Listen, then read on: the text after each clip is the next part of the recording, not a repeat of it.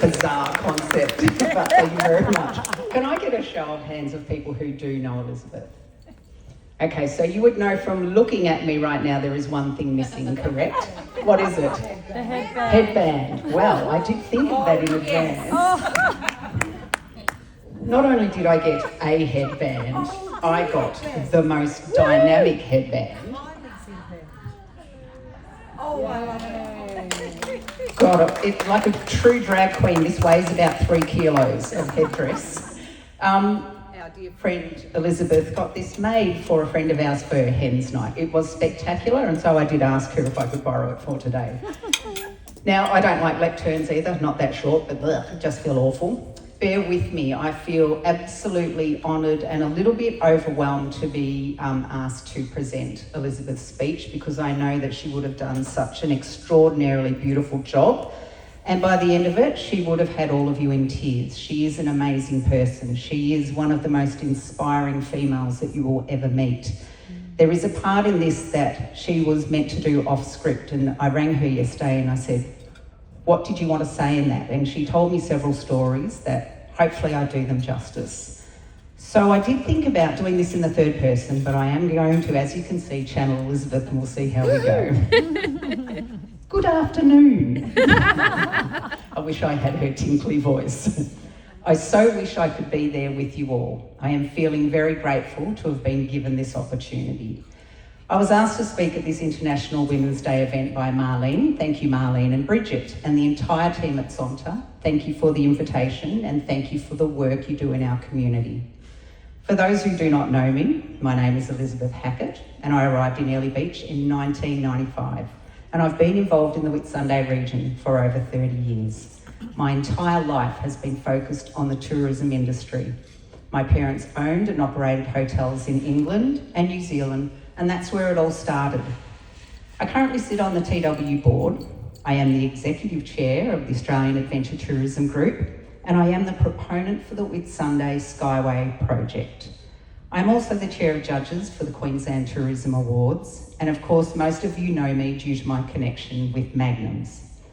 I was asked to speak to you today about my journey, and I'm always happy to talk tourism, because tourism for me has been the conduit I was looking for. It is an industry like no other. Those of us who work in tourism are literally able to help people tick things off their bucket list, and that is indeed a privilege. Tourism has allowed me to work and make progress in the areas of the environment, First Nations tourism, care of country, and of course the delivery of amazing, wonderful experiences. Experiences that make people's life journey include moments of excitement, moments of pure joy, and a feeling of being truly welcome. One of my greatest moments in tourism came at a business dinner. I was hosting some potential investors in Brisbane, and I felt like I was being interviewed. It was as if these people wanted to ensure that we actually could work together, and that their investment would be made into a venture where our values were wholly aligned. I was asked, Elizabeth, what is the opposite of war? I responded, my mind goes immediately to peace, but I feel as if this may be a trick question. And this is what I was told. Tourism is the opposite of war. War closes borders. It shows people the very worst parts of the country, and it leaves a legacy of misery. Tourism opens borders, and it opens borders without prejudice. We say, come on in, you are welcome. And then of course we insist they take home memories that are touched with love and joy and a feeling of inclusion. And there was a pause in this conversation, and my eyes welled up with the tears, because I knew this was and will always be the industry I would invest my whole life in. Today, some of my team are here, all women, wonderful professional women, true ambassadors for our region and our industry. And I'm going to say stand up now, team. Stand up, team. Go on, get up. Woohoo! Yay!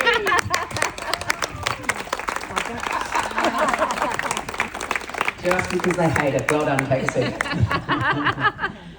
I don't know why it is, but you will find that tourism employs far more women than men. Interesting. I now have wonderful, worthy partners in the Whitsunday Skyway project, and they are exceptional partners, and together we will deliver a world-class tourism infrastructure project. We take this responsibility seriously, And we will bring this legacy project to life both kindly and respectfully, and we will ensure that care of country and public benefits remain at the forefront of our strategy. So that's me. I am a mother, a friend, a community member, a tourism ambassador, and a woman who is wholly committed to being the best version of herself in all of the roles that I am so blessed to hold. So let's talk about Zonta. Insert dramatic pause here. I think it is important to understand why Zonta celebrate International Women's Day, so I'd like to share the Zonta mission statement and the Zonta vision statement with you. Zonta's mission is to build a better world for women and girls through service and advocacy, to focus on improving the lives of women and girls both globally and locally, and Zonta promote justice, fostering high ethics and supporting members on their journey. Their vision is a world where women's rights are recognised as human rights, because this recognition will lead to equality and empowerment and freedom from violence. This can be achieved by expanding education, ending gender-based violence, and eliminating child marriage. Today is International Women's Day, and today is about commemorating women's fight to achieve this mission and this vision. And for me, it's not about saying women are better or that women are worth more. This day of celebration is to ensure women understand their true value. Women's contributions to this world and this country and this community where we live leave me in awe. Today, I wanted to share with you a little about the women who have truly inspired me to be strong and to be brave, to take risks, and to always try to be gracious. I look around this room and I know some of your stories, and you are living proof of how powerful, how gracious, and how extraordinary women can be. Our stories, like our journeys, differ greatly, and for me, it has been adversity that has played the biggest part in my personal growth. Adversity has led me to a place where every day I feel an intense sense of gratitude. I will now break from the script. Okay. Thanks, Elizabeth. So she told me a couple of stories, and the first one was to do with her father. And she said, from my childhood, the learnings from my father was he was not a kind man. He was racist. He was judgmental. And what I learnt through adversity was, I don't want to be like that. And for those of you who know her, she is not. Big jump forward, she arrived in Airlie Beach. GFC, cyclone, COVID, all those things. The weight of delivering a project that's taken years and years and years. And she's managed to find the silver lining in nearly all of those. In fact, in all of those. But her biggest moment in time ensured that she would always practice kindness, which was when she lost her husband. She said, I could say I'm a grieving widow, or I could say that I have loved and lost. But what she wanted to share was Maya Angelou's words, which I will quote in a minute. And she said, she was at home with her husband. He passed away in her arms. And as this happened, she said, I actually thought I would stop breathing. He had stopped breathing, so I was going to stop breathing. But I didn't. I was still breathing and he wasn't. And as I held him outside my window, children ran past giggling and rang my doorbell like they always do every day as a joke to taunt me. And I thought, how cruel to do that right now today. So I took a breath and I knew what grief felt like. And I also know that the next time that I walked outside my door, I smiled and I greeted them because it could be the worst day in someone else's life. Adversity makes us all better. Back to the script. So many women have paved my way and our way, and we stand on the shoulders of giants. I would love to share so many stories about so many women, but time will not allow, so I will indulge myself and share with you why one particular woman continues to inspire me. Maya Angelou. Let me share with you her most famous quote. Do the best you can until you know better. And then when you know better, do better. Maya Angelou was an American essayist, poet and civil rights activist, and she used her platform as we all should. And she wanted to remind us to thrive with compassion and humour and style, even amidst adversity.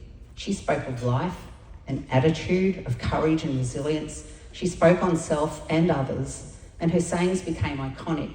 And I hope, like me, as soon as you read them, you will rise and you will be inspired as well. I've printed out my favourite quotes and phrases, which are available for collection as you leave today. Oh, legend. Of course she was Of course prepared. she's organised. Maya Angelou was born in 1928 and she died in 2014, and her legacy is extraordinary.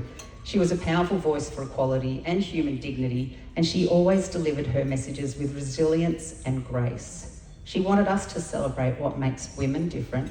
She was known for her empathy and her altruism and her absolute selfless concern for the well-being of others. She has made me realise I do not need to do just one significant newsworthy thing to leave a legacy. I need to be the best version of myself every day, to be kind, and above all, to be kind. That alone will make a difference to so many people, and I like that, and I'm grateful that she has taught me that lesson. Sadly, many people do not do the right thing. They're not kind or empathetic or generous, and it is these people who have taught me who I do not want to be. So I am also grateful that our paths have crossed. I'm grateful to be part of this community. I'm so grateful to have a cheer squad, and I'm grateful for every day of my journey. I am grateful to be a woman. I'll finish by sharing with you that I did not write my words today with AI, but I did ask AI one question out of curiosity. Dear AI, can a woman do anything a man can do? AI's response: well, yes, Elizabeth Hackett. Women can do anything a man can do. The central idea of equality is about equal opportunity, dignity, and respect. It is not based on identical physical capabilities. And I was happy with that. I hope today and every day you will find inspiration, and I hope you thrive being a woman. I hope you pursue purpose, and I hope you develop real resilience, even when it is through failure. And I hope you leverage from the uniquely feminine strengths. You have strengths like empathy and nurturing. What a joy it is to be in this room. Thank you for being here today, and just being here today shows your support for women. I have no doubt you are all sitting there uplifting each other simply by sharing this safe and inspirational space. Thank you for creating this space, Zonta. And before I leave the stage, I'm going to welcome back Caitlin Ansley. Thank you, everyone.